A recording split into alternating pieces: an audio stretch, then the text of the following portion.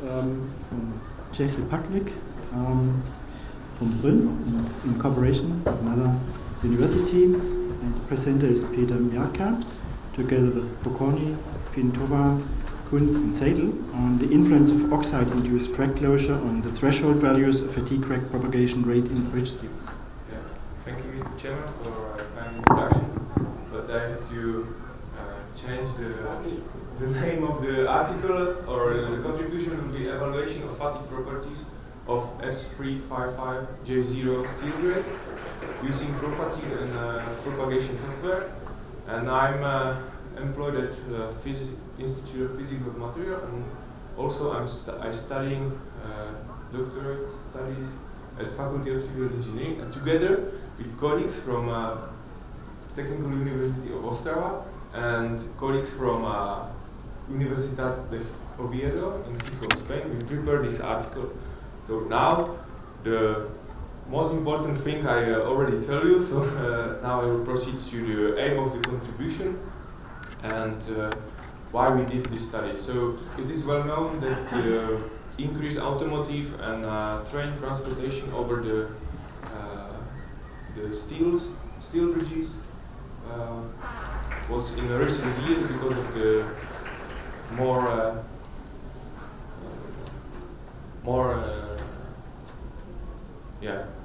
and everybody knows that this kind of load cause fatigue damage to the bearing structure of these steel bridges.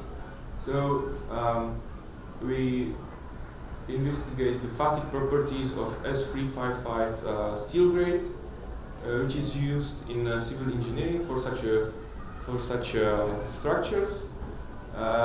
For the evaluation of the experimental data, we used ProFatigue and Propagation software developed by Professors Castillo and Cantelli from Spain. And the aim is to have experimental result which should lead into set of the inspection intervals of the damaged structure, which should lead into the improvement of the total service lifetime, or So now I will give you some theoretical background. Our contribution is based on a Bohler field, and we used the Baskin equation to evaluate the fatigue data. I think everybody knows that, but I will just remind you that there's stress against the cycles, and this kind of Baskin equation, or this kind of curve is implemented in the ProFatigue software as this equation, which has inside the Weibull distribution, and the Weibull distribution has a parameter lambda and delta. These are the Weibull parameters, and B and C are asymptotic values. So this is for standard SN curves, and also what we did, we tested our specimens for the crack propagation rate, or crack propagation growth, and again everybody knows the Paris law, where there's the increment of the crack length against the cycles, and it could be plotted in a logarithmic scale, and the C and M are material constant, and delta K is a stress intensity or difference of stress intensity factor. So again, this equation of the Paris law, or the Paris law, is implemented in the ProFatigue software or Propagation software as with the Gumbel distribution, and the Gumbel parameters are alpha and gamma, and the parameter of alpha is the position parameter, and gamma is the scale parameter. For the evaluation of this data, we need to set the threshold value, stress intensity threshold value, and the limit upper value of the stress intensity factor. the stress intensity factor for the experimental for the experimental measurement is taken from the standard ASTM E647, and this is the standard equation. I think everybody knows that. It's just to remind you again. So we tested standard CT specimen. It had length 62.5 millimeters with the width 50 millimeters, and the initial notch length was 12.5. The height of the specimen was in total 60 millimeters, and the thickness of the specimen was 10 millimeters. And then we have a round specimen for the fatigue test, and the diameter was 5 millimeters, and the total length 64 millimeters. Yeah. Now I will give you some idea how we did that, how we performed the test or how we did experimental test on CT specimen.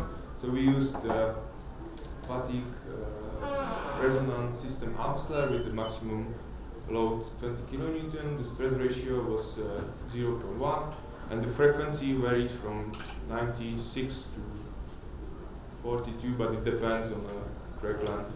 So that's just to give you an idea. And we did that, or actually I measured it, that there's the CT specimen, 2 cameras, and after some cycles, we measure the increment of the crack, of fatigue crack. So you can see here the specimen of the cameras with the microscope, and here, I'm not sure if it's visible, but here it should be crack. So that's just to give you an idea. And also what we did, we wanted to focus if the rolling direction of the sheet has an influence on the fatigue properties of such a steel. So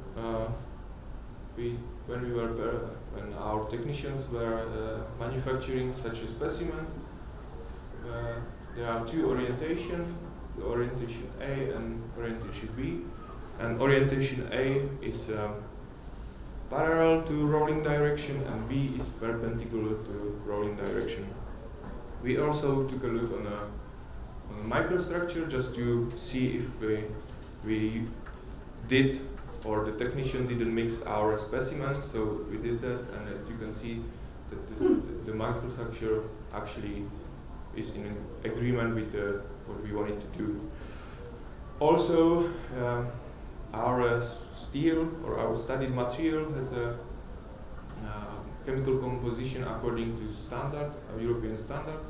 This was verified by our laboratory. So now I will give you some experimental results, and also evaluation by the Propagation software. Yes. So in here you can see the S355 steel, as I said on the beginning, but this is the A direction and B direction, and the horizontal line represents the endurance limit, and the important thing is that we set the probability of failure to 50%, and this is the green or the purple curve. Here I can give you some idea of the Weibull parameters and also the basking parameters. You can see that basically all of these parameters don't vary that much. And also, you should notice that it doesn't vary, or the rolling direction doesn't have any influence on such a properties or such a evaluation. This is done on CT, or not CT specimen, on a round fatigue specimen. So, and if I proceed to CT specimen, we did multiple tests, but in here I will show you only only two specimens from each test series. So here you can see the Paris law parameters, material constant C and M. And again, there's like only slight difference in a C parameter and M parameter. Again, we compare the rolling direction, and it's basically we just fit the experimental data in here just to give you an idea what we did. But in here, this is the evaluation of the experimental data done by the propagation software, and which has implemented the Gamble model in it. So, and as you can see, we set 3 different alternatives for each rolling direction. The first one,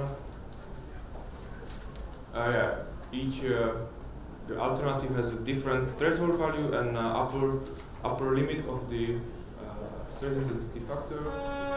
And in here, in this table, you can see again that the alpha parameter doesn't. Here are the values of the threshold and the upper limit of the stress intensity factor. And again, as you can see, the position parameter alpha didn't vary that much. However, the scale parameter gamma varied, I would say, quite a lot compared to the alpha. And as you can see, the software can give you whole approximation of the Paris law. So let me conclude this talk, and as I said to you, we perform some series of fatigue experiments done on a round specimen and also on CT specimen, and we studied the S355 J0 steel grade, which is used in civil engineering. For experimental evaluation, we used ProFatigue and Propagation software developed by again by Professors Cantelli and Castillo. This software is, I think, available online. You can just Google ProFatigue or Propagation. If you have your experimental data, you can use it. And our conclusion is that the rolling direction does not influence the crack growth that much, as we thought at the very beginning of our study. And from the engineering point of view, the crack growth rates can be considered as independent on the rolling direction. So this should give you an idea of, this should give us idea of how the crack or how's the fatigue properties of the standard civil engineering steel, which is used. So thank you very much for your attention.